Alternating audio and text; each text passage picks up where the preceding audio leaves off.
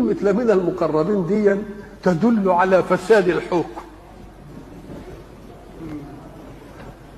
تدل على فساد، لأن ما دام حاكم يبقى كل محكوم بالنسبة للحاكم سواء، إنما ده مقرب الدايرة الأولانية وده الدايرة الثانية وده الثالثة وده الرابعة، وواحد كله يهبش بقى على قدر الدايرة بتاعته.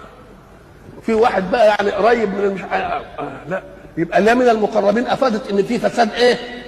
وإن الناس مصنفين عند الحاكم، وما دام الناس يصنفوا عند الحاكم انتهت المسألة وكان الإيه؟ وكان الفساد.